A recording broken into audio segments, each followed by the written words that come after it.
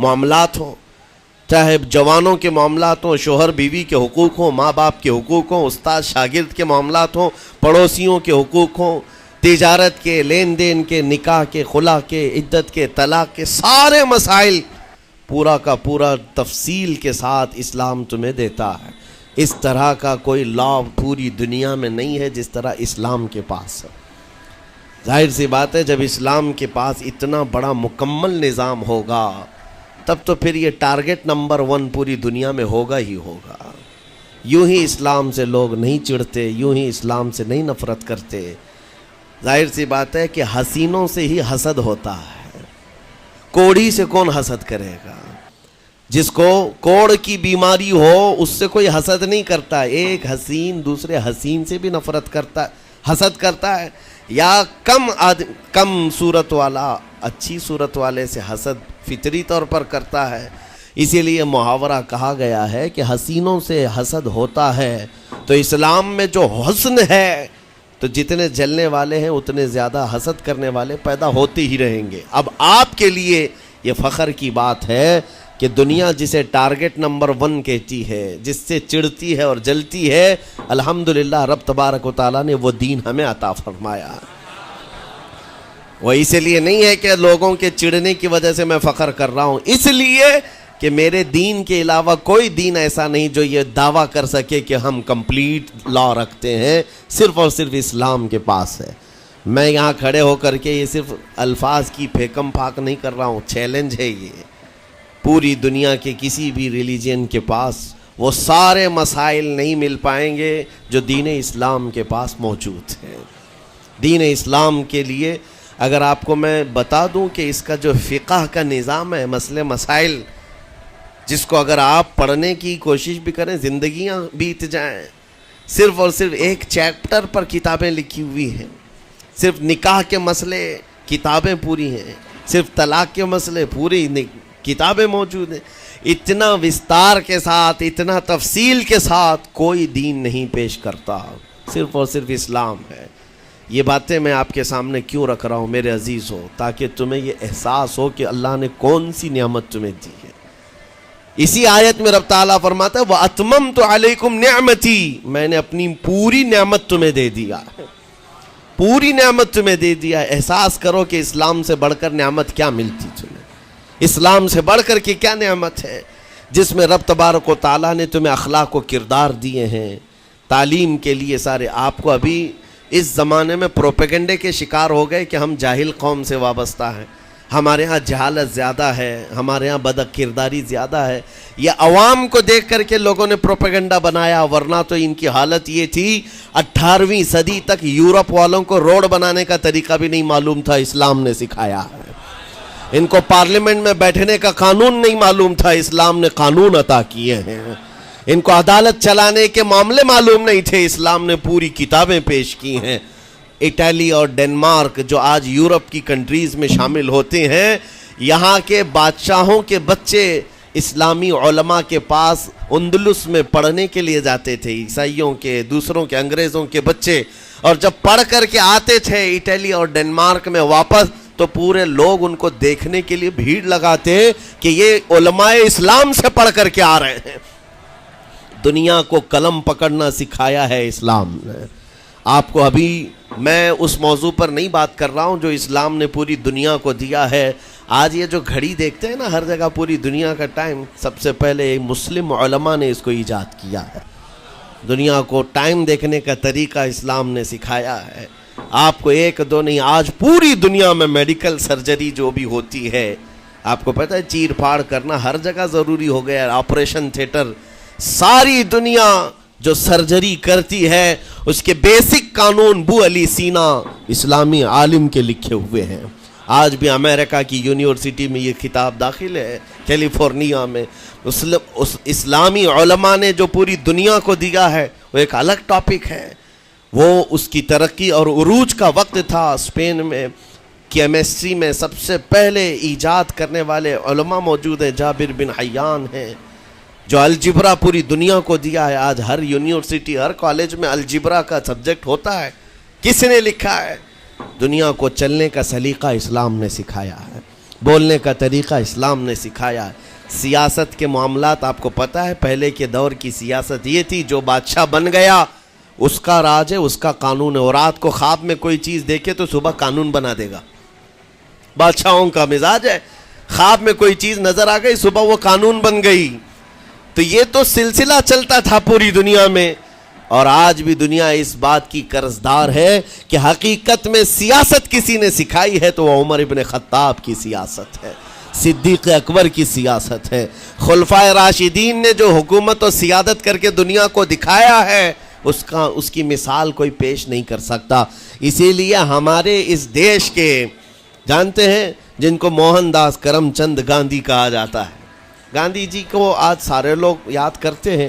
گاندھی نے یہ کہا ہے اپنے دور کے حکومت چلانے والوں کو مثال اگر کوئی دے سکتا ہوں تو ابو بکر اور عمر کی دے سکتا ہوں, کیونکہ یہ کالپنائیں نہیں ہیں, یہ خیالی نہیں ہیں, یہ فیلڈ میں اترے ہوئے لوگ ہیں. وہ صدیق اکبر اسلام نے دیا ہے جس نے پوری دنیا کو فاقہ کشی میں خود رہ کر کے لوگوں کی بھوک مٹانے کا سلیقہ عطا کیا ہے. اس عمر ابن خطاب کو اسلام نے دنیا میں پیش کیا ہے جس عمر فاروق کا حال یہ ہے پورا مدینہ رات کو سوتا ہے اور یہ خلیفہ وقت گلیوں میں گشت کر رہا ہوتا ہے کہ کوئی بھوکا نہ سو رہا ہو. آپ کو پتہ ہے وہ عمر ابن خطاب رات کے وقت گزرتے ہوئے ایک گھر کے قریب سے جا رہے ہیں تو دیکھا ایک مرد باہر بیٹھا ہوا ہے, اندر سے رونے کی آواز آ رہی ہے. اس کے مرد سے پوچھا آپ نے, وہ نہیں پہچانتا تھا, آپ کبھی حجاب ڈالتے کبھی پردہ ڈالتے اور رات کو گلیوں میں مدینے کے گشت کر رہے ہوتے. اس مرد سے پوچھا کیا معاملہ ہے؟ کہا کہ میری بیوی کے بچے کی ولادت کا وقت قریب آ گیا ہے, درد ذہ میں مبتلا ہے اور گھر میں کوئی نہیں ہے, تکلیف ہے. جانتے ہو حضرت عمر فاروق رضی اللہ تعالیٰ عنہ اپنے گھر سے اپنی بیوی کو, اپنی بیٹی کو, اپنی بہو کو بلوایا اور کہا جاؤ یہاں پر گھر میں بچے کی ولادت ہونے والی ہے, اس کی تیمارداری کر. صبح تک خلیفۃ المسلمین کے گھر کی عورتیں ایک غریب کے گھر کی عورت کی تیمارداری کر رہی ہیں. جب بچے کے ولادت کی آواز آئی سب سے پہلے مبارکبادی دینے والے عمر ابن خطاب ہیں. اس سے کہتے بھائی تمہیں مبارک ہو, اللہ نے بیٹا عطا فرمایا. وہ خوش و خرم ہے کہ میرا کوئی رشتہ دار نہیں ہے, اجنبی رات کو آیا ہے اور مجھے مبارکبادی بھی دیا, میرے گھر کے سارے کام کاج بھی اٹھا لیا اور اپنی پیٹھ پر گھر سے بوریا لا کر کے آٹے اور راشن کا اس گھر میں پہنچایا اور کہا خوش و خرم رہو, اللہ نے تمہارے گھر میں برکت دی ہے. صبح اٹھ کر کے وہ لوگوں کو بتا رہا ہے اللہ نے رات کو ایک عجیب فرشتہ بھیجا, میرے گھر میں اکیلی عورت تھی, درد ذہ میں مبتلا تھی, 3 عورتیں بھی آئی اور ایک مرد بھی آیا, رات بھر میرے ساتھ بیٹھا رہا, مجھے کھلایا پلایا بھی, میرے گھر کی تیمارداری بھی کر کے گیا. لوگوں نے کہا جانتے ہو کون تھا؟ وہ عمر ابن خطاب امیر المومنین تھے. دنیا کو یہ سیاست کا سلیقہ دینے والا اسلام کا وہ عظیم سپہ سالار ہے. آج بھی آپ کو میں بتاؤں اٹلی میں اور ڈنمارک میں اور کچھ کنٹریز میں ایک دن منانے کا پرستاؤ پیش کیا جا رہا ہے. یہ نہیں کہہ رہا ہوں ریچرڈ کا یا ریمونڈ کا, کوئی جو بڑے بڑے ان کے سپہ سالار ہیں ان کا ایک دن منایا جائے گا جن کو مطلب کوئی بہت بڑا نوبل پرائز ملا ہو. میں یورپین کنٹریز کی بات کر رہا ہوں جہاں وہ اپنے بادشاہوں کے پیدائش کا دن یا ان کے کسی اینیورسری کو منانے کا پرستاؤ نہیں پیش کر رہے, بلکہ یورپ کی یہ 2 کنٹریاں ہیں جو یہ پرستاؤ پیش کر رہی ہیں کہ سال میں ایک دن ایسا منایا جائے جس کا نام صلاح الدین ایوبی ڈے ہونا چاہیے. یہاں ہم نہیں کہہ رہے ہیں, دنیا آج بھی اس بات کو تسلیم کرتی ہے, صلاح الدین جیسا جرنیل دیکھا نہیں ہے. عزیزان گرامی وقار, یہ چند مثالیں میں آپ کے سامنے رکھا اور اس کے بعد پھر میں تمہیں جھنجھوڑ کر پوچھتا ہوں, اپنے دل پر ہاتھ رکھ کر کے بتاؤ اسلام سے اچھا کوئی راستہ ہے؟ قرآن یہی کہتا ہے وَمَن يَبْتَغِ غَيْرَ الْإِسْلَامِ دِينًا فَلَن يُقْبَلَ مِنْهُ, جو اسلام کے علاوہ دوسرا راستہ لے کر کے آئے گا قیامت کے دن اس کا کوئی قبول نہیں کیا جائے گا, نہیں قبول کیا جائے گا, بلکہ وہ سب سے بڑے گھاٹے میں ہوگا, آخرت کے دن خسارہ اٹھانے والوں میں ہوگا. آج تمہارے پاس وہ عقل سلیم اللہ تعالیٰ نے دیا, جس کو تھوڑی بہت شدھ بدھ ہونا, عقل کا استعمال کرتا ہو, وہ بھی اسلام کے متعلق سوچے گا کہ میرے دین میں اتنی اچھائیاں ہیں, آج تک رب تعالیٰ نے مجھے یہ پیشانی کسی کے سامنے جھکنے نہیں دیا. کہیں جھکاتے ہو؟ ارے کھانا کھاتے ہیں, کھانا تو روزانہ ضروری ہے, اور رزق کے معاملے میں تو لوگ ایسے, دنیا کہتی ہے پیٹ پوجا, ہم پیٹ پوجا نہیں کہتے. کھانے کے لیے بعض لوگ کہتے ہیں نا پہلے پیٹ پوجا ہو جائے, پوجا کا لفظ ہی ہم استعمال نہیں کرتے. کھانا برتن میں رکھا ہوا ہے, آپ کے گھر میں کھانا لا کر کے دیا جاتا ہے, تو کیا آپ سر جھکا کر چاٹ کے کھاتے ہیں یا لقمے اٹھا کر ہاتھ سے کھاتے ہیں؟ ہاتھ سے کھاتے ہیں. باقی جانوروں کو دیکھو, بکری کھاتی ہے منہ جھکا کر کھاتی ہے, بیل بھینس وغیرہ سب سر جھکا کر کے کھاتے ہیں, رزق کو چاٹ کے کھاتے ہیں. ان کا سر جھک جاتا ہے, لیکن تمہارے سر کو رب نے اتنا محترم رکھا کہ روز جو تمہیں رزق کی ضرورت ہے اس کے سامنے بھی مت جھکاؤ. سر جھکانا ہے تو رزق کے سامنے نہیں, رزاق کے سامنے جھکایا جائے. تمہاری پیشانی کو محترم رکھا گیا ہے کہ تم جھکو گے تو کس کے سامنے؟ صرف رزاق, جو ہمارا پالنہار حقیقی ہے. اور حد تو یہ ہے میرے عزیزو, یہ دنیا کی واحد قوم ہے, یہ واحد مذہب ایسا ہے, یہودی ہوں, عیسائی ہوں, ہندو ہوں, کوئی بھی ریلیجن آپ لے کر کے آئیں, جس کو وہ بہت زیادہ مانتے ہیں یا جس کو گاڈ کہتے ہیں یا جس کو بھگوان کہتے ہیں, ان کی صورت بھی ہوگی, مورت بھی ہوگی, اور سامنے دیکھتے ہیں اور جھکتے ہیں, عبادت کرتے ہیں. لیکن تنہا مسلمان ایسے ہیں, کروڑوں مسجدیں ہوں گی, کہیں خدا کی کوئی تصویر دیکھا ہے؟ کہیں مسجدوں میں خدا کا کوئی مورت یا صورت بنائی ہوئی دیکھا ہے؟ نہیں ہے. یہ واحد قوم ہے جو بن دیکھے مولا کی بارگاہ میں سجدے میں جھک جاتی ہے. صرف بات اتنی ہے کہ ان کو یہ کہنا پڑے گا, اگر میں کہوں میرے نام پر آ جاؤ جھک جاؤ, نہیں, کوئی نہیں جھکائے گا. ہاں, یہ کہنا پڑے گا امام کو بھی, اللہ اکبر, اللہ سب سے بڑا ہے. پھر کوئی پیچھے کھڑا ہوا یہ نہیں پوچھتا کہ کس نے کہا, کون پکار رہا ہے, پیشانی لے جا کر زمین پر لگا دیتے. کیوں؟ ہماری پیشانی خالص اللہ کے لیے ہے. میرے عزیزو, یہ وہ پرائیورٹیز ہیں اور یہ اسپیشلٹی ہے آپ کے اس کمیونٹی کی, جس کو مجھے آپ کے سامنے رکھنا ہے. اتنی سارے اچھے گلشن کو چھوڑ کر اگر کوئی بربادی کی طرف جائے تو پھر سوائے بدنصیبی کے کیا ہے اس کے پاس؟ جس کو اللہ تبارک و تعالی وعدے کیا ہو کہ تم اپنی جان اور اپنے مال کے بدلے مجھ سے جنت خرید لو, جہاں پر سارے اخلاق و کردار اور دنیا کی سب سے اعلیٰ اخلاق تمہیں سکھانے کے دعوے کیے گئے ہوں, وہ چھوڑ کر کے اگر دنیا کہیں اور جائے تو پھر تمہاری یہ ہرما نصیبی ہے. ایک بات میں آپ کو بتاؤں, سکسیس کس کو کہتے ہیں؟ کامیابی. اور ہر کوئی یہ کہتا ہے کہ مجھے سکسیس کی طرف سفر کرنا ہے. 10ویں پاس نوجوان کو بھی پوچھیں کہ کوئی بھی کورس کر رہا ہے, آگے جا رہا ہے, کیوں جا رہا ہے؟ کچھ سکسیسفل لائف گزارنا ہے, کامیاب زندگی گزارنا ہے, اس کے لیے دروازے کھٹکھٹا رہا ہے. تمہیں پتہ ہے ان مسجدوں کے میناروں سے جو آواز گونجتی ہے اذان کی, اس میں ایک لفظ آتا ہے, سارے لفظ تو آپ کو یاد ہوں گے, اللہ اکبر بھی کہا جاتا ہے, اشہد ان لا الہ الا اللہ بھی, اشہد ان محمد رسول اللہ بھی ہے. اس کے بعد ایک لفظ پکارتا ہے مؤذن, حی علی الصلاۃ. حی علی الصلاۃ کا مطلب ہوتا ہے آؤ نماز کی طرف, آؤ نماز کی طرف. اس کے بعد ایک اور لفظ پکارتا ہے حی علی الفلاح, جس کا معنی معلوم ہے آپ کو؟ مؤذن یہ کہتا ہے آؤ کامیابی کی طرف, آؤ کامیابی کی طرف. ٹوٹل یہ دن میں 10 بار مؤذن پکارتا ہے, فجر میں 2 بار, ظہر میں 2 بار, عصر میں 2 بار, مغرب میں 2 بار, عشاء میں 2 بار. کتنی مرتبہ پکارا؟ 10 بار پکارا تمہیں, آؤ کامیابی کی طرف. لیکن ایک بات یاد رکھو, یہ پکارنے والے مؤذن کی حالت مت دیکھو کہ یہ پکار رہا ہے, بلکہ یہ رحمان کی صدا ہے, یہ اللہ کی صدا ہے جو تمہیں بلا رہا ہے. یہ تو اپنی آواز اور اپنے الفاظ سے ترجمانی کر رہا ہے اور تمہیں اللہ کی صدا تمہارے تک منتقل کر رہا ہے, لیکن حقیقت میں بلانے والا کون ہے؟ اللہ ہے. مسجدوں میں بلانے والا کون ہے؟ اللہ ہے. اللہ کی صدا پر آپ آ رہے ہو. اب سوچو, جو رحمان تمہیں 10 مرتبہ دن میں یہ بات پہنچا رہا, آؤ کامیابی کی طرف, آؤ کامیابی کی طرف, تم اس چیز کو چھوڑ کر کے کامیابی ان لوگوں کے سامنے ڈھونڈنے نکلے جن کو پیشاب کرنے کا سلیقہ نہیں معلوم, جن کو کھانے پینے کے طور طریقے نہیں معلوم. ان لوگوں کے پاس ہمارے بچے اگر کامیابی ڈھونڈیں گے تو بات یہی ہے, ٹوپی کو سر پر پہنو تو اچھا لگے گا, لیکن دوسری جگہ پہننے لگو تو بیوقوف کہیں گے. ظلم کر رہے ہو ٹوپی کے ساتھ. اسی طرح میں کہتا ہوں مسلمان کو اللہ کی بارگاہ میں آ جانا سب سے بڑی کامیابی ہے، اور اگر دوسروں کے ہاں در در بھٹکتا ہے تو گویا کہ اس نے اپنی حیثیت کو ہی گرا دیا ہے. اسی لیے اقبال نے کیا کہا تھا، بہت اچھی بات، کہ وہ ایک سجدہ جسے تو گراں سمجھتا ہے. گراں کا مطلب کیا؟ بھاری. ایک سجدہ کرنے میں تو بھاری پن محسوس کرتا ہے. وہ ایک سجدہ جسے تو گراں سمجھتا ہے، ارے 1000 سجدوں سے دیتا ہے آدمی کو نجات.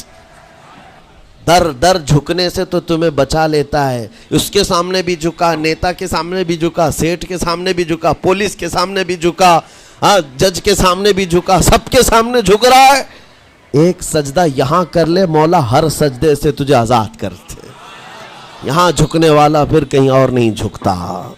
ہاں اسی لیے شاعر نے کہا ہے، مرد حق باطل کے آگے مات کھا سکتا نہیں، سر کٹا سکتا ہے لیکن سر جھکا سکتا نہیں. یہ ہماری تاریخ ہے جو آپ کے سامنے ہے. آپ کو پراؤڈ فیل ہونا چاہیے کہ رب تعالیٰ نے مجھے کون سی بڑی نعمت عطا کی. اتنی عظیم نعمت ہے. ایک واقعے کے ساتھ میں اپنی گفتگو کو آپ کے اندر ڈالنے کی کوشش کرتا ہوں. حضور پاک صلی اللہ تعالیٰ علیہ وسلم کے دین کی حلاوت اور چاشنی کس کو ملے گی پتہ ہے؟ 3 چیزیں. جو ایمان کی لذت جس کو ملتی ہے وہ پھر دوسری جگہ نہیں منہ مارتا، ادھر ادھر نہیں دیکھتا کہ کہاں کامیابی ہے، کہاں سکسیسفل ہے، بلکہ جس کو ایمان کی لذت ملی ہے وہ یہ سوچتا ہے کامیابی میرے نبی کے قدموں میں ہے، مجھے جو ملنا ہے وہ یہیں سے ملنا ہے. بریلی کے امام کہتے تھے، یا رسول اللہ خلق کے حاکم ہو تم، رزق کے قاسم ہو تم، جو ملا تم سے ملا تم پہ کروڑوں درود. اور تم ہو حفیظ و مغیث، یا رسول اللہ تم ہو حفیظ و مغیث، کیا ہے وہ دشمن خبیث، تم ہو تو پھر خوف کیا، تم پہ کروڑوں درود. یہ ایمان کی لذت جسے مل جاتی ہے وہ کامیابی حضور کے قدموں میں ہی دیکھتا ہے، پھر اسے ادھر ادھر کی چیزیں نہیں پریشان کرتی. یمن کا ایک قبیلہ تھا بنو کلب.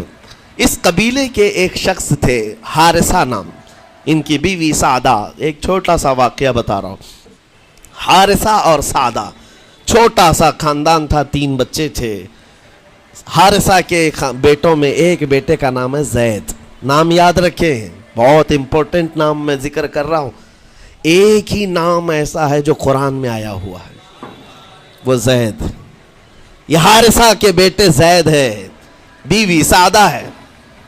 یہ حارثہ اور سعدہ 3 بچوں کے ماں باپ تھے، ہنسی خوشی زندگی گزار رہے تھے. سعدہ ایک دن اپنے بچوں کو لے کر اپنے میکے جا رہی تھی. راستے میں ڈاکوؤں کا حملہ ہو گیا، مال سب چھین لیا قافلے کا. اور اتفاق ایسا کہ یہ 8 سال کے جو زید تھے ان کو بھی ڈاکوؤں نے چھین لیا. ایک ماں سے اس کا 8 سالہ بڑا بیٹا چھین لیا جائے تو ماں کی کیفیت کیا ہوتی. اس قدر درد میں تھی ماں. جان تو بچ گئی، 2 بچے بھی بچ گئے، لیکن بڑا بیٹا میرے ہاتھ سے چلا گیا. مارے مارے صحراؤں میں گھومتی تھی، پکارتی تھی میرا زید میرا زید میرا زید میرا زید. ڈاکوؤں نے زید کو کیا کیا، عکاظ کا ایک میلہ لگتا تھا. اس وقت یہ غلامی کا دور تھا، لوگ انسانوں کو پکڑتے اور بیچ دیتے تھے. وہاں لا کر کے انہوں نے زید کو بیچ دیا، غلام کی حیثیت سے بیچ دیا. آگے میں بتاتا ہوں. یہاں سعدہ کا حال بے حال تھا. واپس گھر آئی تو باپ اپنے شوہر سے کہا، اور شوہر کا حال تو ایسا تھا کہ وہ زید کو اپنے آنکھوں کا نور، اپنے آنکھوں کا سرور سمجھتا. اور اس قدر پیار و محبت والا باپ مارے مارے گھومتا رہا گلیوں میں. اور ان کا لکھا ہوا ایک اشعار کا منظوم ترانہ ہے جو اپنے بیٹے کی جدائی میں لکھا. اپنے تو اپنے دشمن بھی وہ ترانہ سنتے تو رو پڑتے تھے. ایک باپ کا درد اپنے بیٹے کی جدائی میں، بہت روتے تھے، بہت. ماں بھی دن رات روتی، باپ بھی پہاڑوں پر چڑھ جاتے اور وہاں سے صدا لگاتے، اے آسمان اگر تو نے زید کو دیکھا ہے تو میرے حوالے کر دے. زمین کے چپے کہیں اگر زید میرا زندہ ہے تو مجھے وہاں تک لے چل. یہ اشعار میں گنگناتے تھے، روتے تھے. اور زید کا کیا ہوا، عکاظ کے میلے میں بیچ دیا گیا. خریدا کون؟ حکیم بن حزام، جو حضرت خدیجہ رضی اللہ تعالیٰ عنہ کے بھائی لگتے تھے. یہ لے کر کے آئے اور حضرت خدیجہ رضی اللہ تعالیٰ عنہ اس وقت مکہ میں اور حضور پاک صلی اللہ علیہ وسلم کے نکاح میں. تو حضرت خدیجہ کے پاس یہ زید آ گیا، بھائی نے گفٹ کے طور پر دے دیا۔ حضرت خدیجہ کے گھر میں یہ زید جب آئے، اس وقت ان کی عمر یعنی 10-12 سال کے آس پاس رہی ہوگی، اور یہ ایسا لڑکا جو چھوٹی سی عمر کا، ادب اتنا تھا کہ ہر ایک کا ادب کرتا، بڑے اچھے خاندان سے تعلق رکھنے والا۔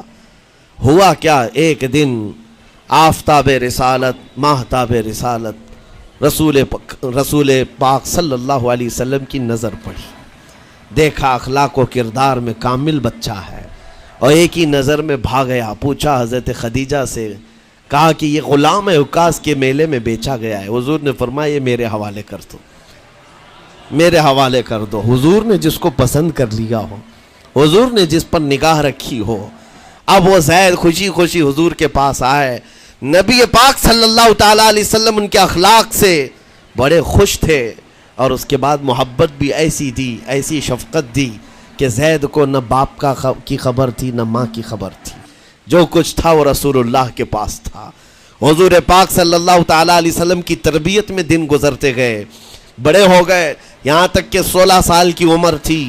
ایک دن حج کے موسم میں یمن کا بنو کلب خاندان آیا ہوا تھا، اور وہاں حج کے دوران وہ لوگ زید کے باپ حارثہ کے لکھے ہوئے اشعار پڑھ رہے تھے اور لوگوں کو رلا رہے تھے۔ ایک ہمارے قبیلے میں باپ ہے جو بچھڑے ہوئے بچے کی یاد میں روز روتا ہے، اس کے اشعار تو سنو۔ لوگ سن کر کے رو رہے تھے، یمن کا کوئی ایسا باپ ہے جو یوسف گم گشتہ کی خبر میں رویا کرتا ہے۔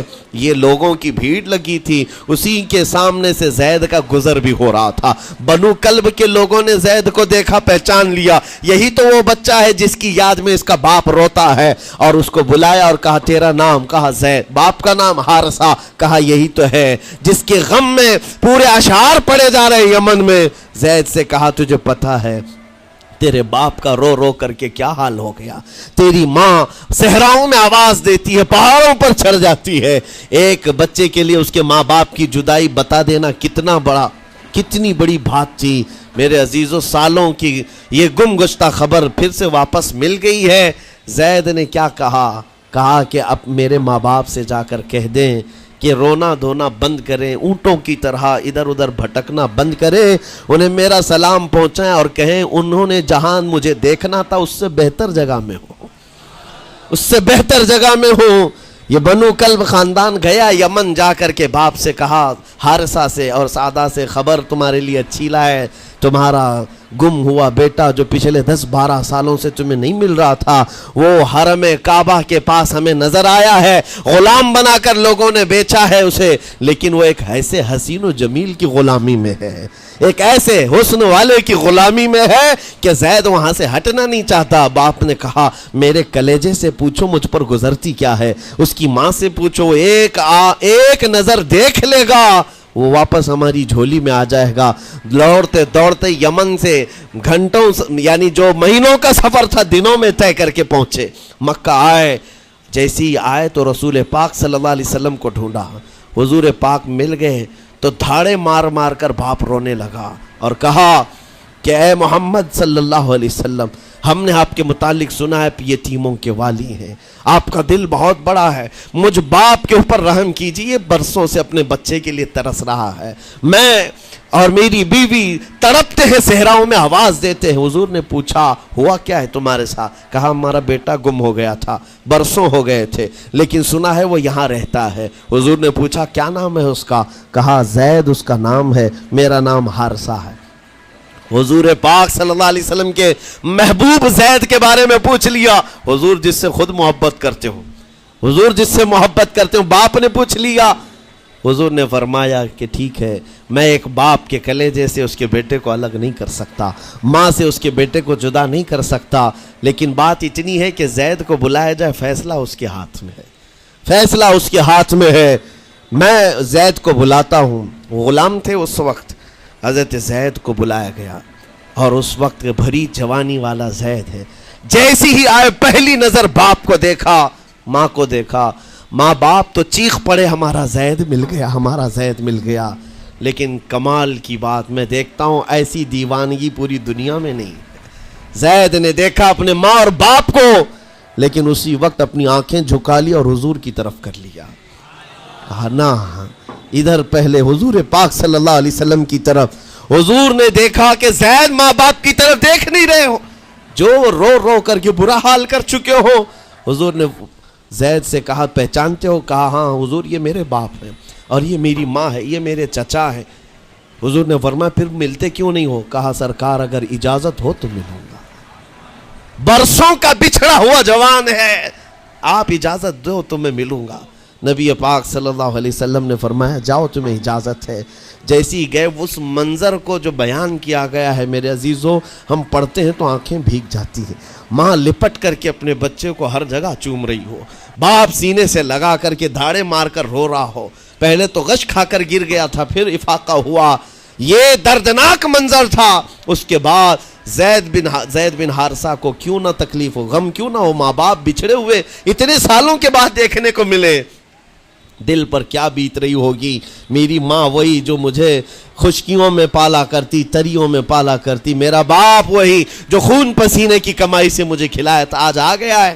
حضور پاک صلی اللہ علیہ وسلم نے کہا زید یہ جو جذباتی منظر ہے اس کو ختم کر کے اب اعلان کر دو کہ تمہاری ماں آئی ہے تمہیں یمن سے لینے کے لیے, تمہارا باپ آیا ہے, تمہارا چچا آیا ہے تمہیں یمن سے لینے کے لیے. میں نے فیصلہ تمہارے حوالے کر دیا ہے, میں اپنے غلامی سے تم کو آزاد کر دیتا ہوں. تم بغیر کوئی فدیہ لیے ہوئے, بغیر کوئی پیسہ لیے ہوئے, اس وقت اپنے غلام کو کوئی چھوڑتا نہیں تھا, لیکن تمہاری ماں کا درد دیکھا نہیں جا رہا, میں آزاد کر دوں گا بغیر کسی فدیہ کے, تو اپنی ماں اور اپنے باپ کے پاس جا سکتا ہے. اتنا حضور کا فرمان. آزاد کر دینا مکہ میں آسان نہیں تھا. بیٹے کو آزاد کیا حضور پاک صلی اللہ علیہ وسلم نے, تب جانتے ہو وہ کمال کا بیٹا ہے زید بن حارثہ. اسی وقت اپنی ماں کو دیکھتے ہیں, باپ کو دیکھتے ہیں, چچا کو دیکھتے ہیں, اور اس کے بعد مکہ والے یہ منظر دیکھنے کے لیے جمع تھے. مخاطب ہو کر کے کہتے ہیں اے سارے مکہ والوں گواہ ہو جاؤ, میں اپنی زندگی حضور محمد مصطفیٰ کے لیے وقف کر دیا ہے. میں نے محمد عربی صلی اللہ علیہ وسلم کے لیے زندگی وقف کر دی ہے. نہ مجھے یمن جانا ہے, نہ مجھے بنو کلب جانا ہے. ماں اور باپ دیکھتے رہ گئے. باپ نے پوچھا زید آزاد کیا گیا ہے اور آزادی کی زندگی کو چھوڑ کر تو غلامی کی زندگی کو قبول کر رہا ہے. زید بن حارثہ نے اس وقت تاریخی جملہ کہا تھا, کہا بابا آپ نے جتنی شفقت کی ہوگی یا 1000 ماں باپ مل کر اپنے بیٹوں پر جتنی شفقت نہیں کیے ہوں گے, اس سے زیادہ شفقت محمد الرسول اللہ نے کیا ہے. میں 1000 آزادیوں پر اس ایک غلامی کو, میں 1000 آزادیوں کو قربان کرتا ہوں اس ایک غلامی پر. میرے لیے زندگی بھر یہ غلامی کافی ہے.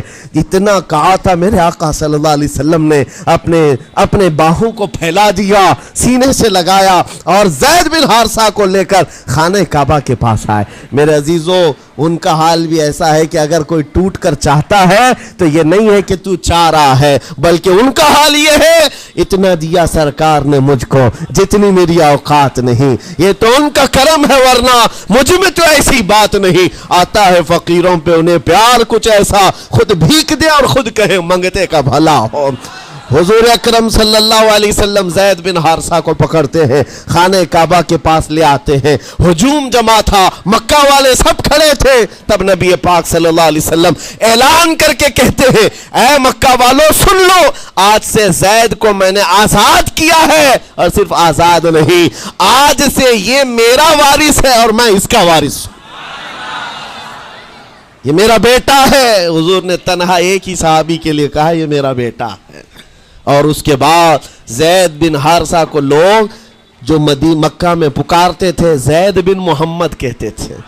محمد کا بیٹا زید, رسول پاک صلی اللہ علیہ وسلم کے بیٹا ہونے کا شرف پایا ہے. میرے عزیزوں یہ جنہوں نے حضور صلی اللہ تعالی علیہ وسلم کے دربار کا ایک بار مزہ چکھ لیا تو وہ پھر یوں ہی کہتا ہے پھر کے گلی گلی تباہ, ٹھوکریں سب کی کھائی کیوں, دل کو جو عقل دے خدا تیری گلی سے جائے کیوں.